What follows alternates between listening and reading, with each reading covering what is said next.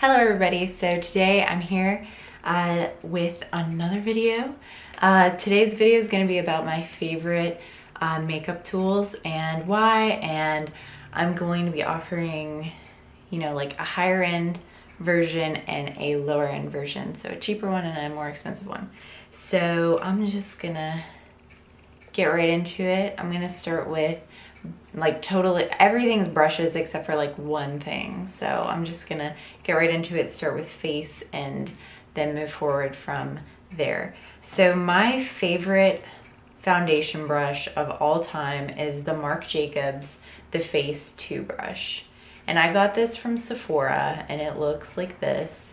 It is an interesting shape. It's like angled on one side and then straight up on the other. And I love this brush. It provides a really flawless application. You can use it to buff, but I find that it does not leave your foundation streaky or anything, and it is super duper soft. This was a more pricey brush, obviously. So I don't really have a low end exact equal to this, but this is a brush from Sigma. It's an angled kabuki brush, and it still has, that angle up. It's just not as steep of an angle. And this does provide flawless foundation application and is much cheaper than this one. I think that this one's around $50 and this one's around $30. If I ever find an exact equivalent to this, I will totally let you know, because this brush is amazing, but this one's really good too. I am not the biggest fan of Real Techniques buffing brushes. I don't know what it is. I've had mine for a really long time and I do still use them all the time. I have a rotation. I wash my foundation brushes every time I use them. So I have a lot of foundation brushes, but I go through all of them before doing a wash. And I think I have 3 Real Techniques buffing brushes, and let me just show you one of them because it's basically falling apart, and it's actually the newest one that I have. Okay, I can't find it. Okay, here it is. This is the newest one that I have. This is the Expert Face Brush, and I don't know if you can see it. Let's see if I can get it to focus. But hairs are coming out of it. It's completely uneven, and I've just found that my traditional round ones are not applying my foundation smooth at all anymore. And it could be because they're older, but honestly, these brushes I've had a similar amount of time and they still hold up, they still work really well. So honestly, I think you get more bang for your buck with these as opposed to spending a much less amount on something that is clearly less sturdy and doesn't last as long. So if you're looking for something that will work just for now and you don't really need it to last forever, then Real Techniques is fine. But if you're looking for a solid investment that will last forever given proper, care and stuff, these are really good. So moving on to concealer, my favorite concealer brush of all time, hold on, be right back, is the Sigma Concealer F75 brush. And this is what I'm considering high-end. Some of these brushes are dirty, forgive me. I didn't have time to wash them for this video. But it looks like this. It's just a flat, super flat, super dense, thin brush, and it is amazing for applying concealer. What I have as low-end equivalents is one Eco Tools and one e.l.f. The Eco Tools is more of an equivalent because they have a similar shape. This is the Eco Tools, and this is e.l.f. It doesn't have a similar shape, but it is still good for applying concealer. It's flat, it's thin, it's nice. These two are probably only a couple of bucks. This one's probably around 12 or 15, I would say. Don't quote me on that, not positive. Next, I'm going to go into setting brushes, face setting brushes, and my all-time favorite is the Sigma, what is this? F20. It's huge. It's perfect for just lightly puffing powder all over your face. Do not know how much this one is. I would guess around 30. And the low-end equivalent would be a Real Techniques one. They have a Real Techniques one that is this specific shape, but I actually do not have it in my possession right now. My husband has it. Not for his personal use, but because of other factors. It's mine. I just left it with him. And it is orange, and it is the exact same shape as this, and it is a great brush. It's very soft. This is also a setting brush or a blush brush. This is like a multi-purpose brush, I think it's what it's called, and it works just as well. I've actually been using this for contour because it is kind of tapered. So this is multi-purpose in all the realms. So yeah, those are setting brushes. Next, highlight brushes. All-time favorite is the Sigma Tapered Highlight F35. Looks like this, is dirty. I use it every day.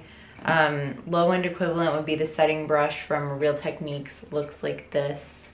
And they're, you know, they're similar. They're not exactly the same, but they are similar. Real Techniques actually makes like a contour brush that is this exact shape. It is pretty much the same brush. It's just different. But I like this one better for highlight than that one.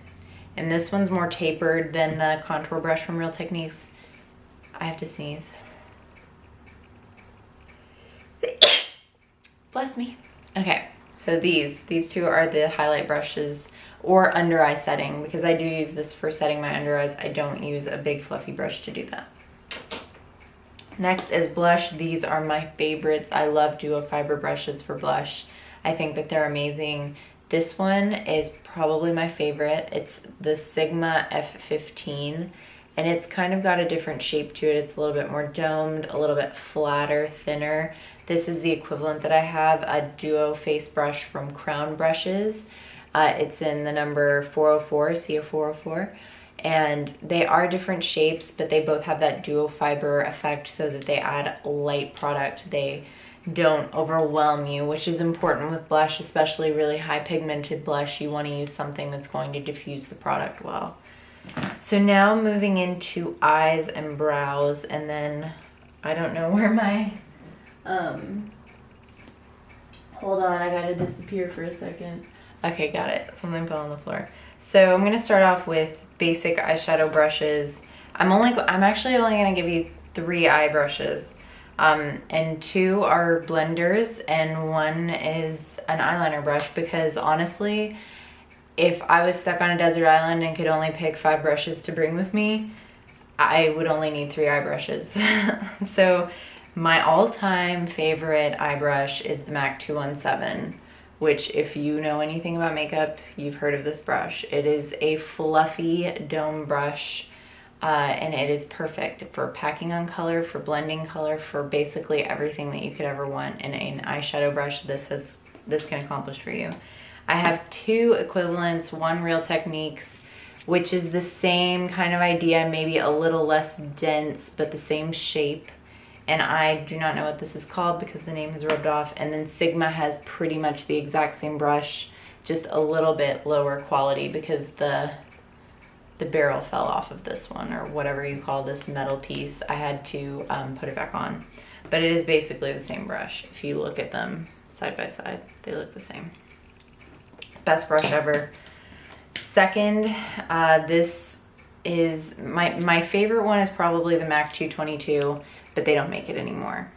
So these are the 2 equivalents I have. This one is from Disney Beauty, which is funny, but it is actually a good brush. It's way cheaper. And then Sigma E35, same concept, same idea, long fluffy blending brush. Super awesome for crease work, super awesome for just general blending. Just a great brush in general. Eyeliner, favorite eyeliner brush of all time is this Tarte eyeliner brush. It does not have a name. It came with the Tarteist Clay waterproof liner. And it is super thin and is super amazing. And I don't really know what I would say a good drugstore equivalent or low-end equivalent would be. I'm gonna go with just an e.l.f. angled liner brush like this, because it's what I have. But I honestly don't use it that often. I use my Tarte one, so I can't really give that a full thumbs up. As for eyebrow brush, I only have one. I don't have a drugstore equivalent. This is the best eyebrow brush ever. It's got the spoolie on one end and it's got the angled part on the other end. This is good for pomade, creams, gels, even powders. This is the best brow brush of all time.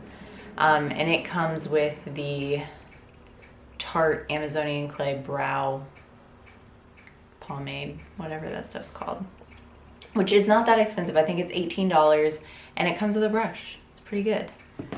Sorry, I don't have a low-end equivalent to that. And then last thing is a tool. It is the Beauty Blender, and this one's dirty, super dirty. I love, the black ones are my favorite just because of the way that they clean really, really nicely. They don't stain at all, obviously. And the reason I don't have an equivalent for this is because there is no equivalent for this. Like the stupid silicone sponges, hard-boiled eggs, people, even like just normal sponges from like Real Techniques or the beauty store, they are not the same. The Beauty Blender is so squishy and bouncy and soft and perfect. It blends everything seamlessly, flawlessly, perfectly. So honestly, if you want a good beauty sponge, you should just bite the bullet and invest $20 in one of these because you won't regret it. They last forever if you take proper care of them. They don't soak up a ton of product if you use them properly. And they're an amazing product. I mean, honestly, they are my favorite tool. If I could only pick one thing to use forever, I would apply my eyeshadow with my fingers for the rest of my life because this is what it would be. This is the end-all be-all of foundation and concealer application. They even have little micro ones for underneath your eyes. They look like this. Little green baby. So anyway, if you have any questions, feel free to ask.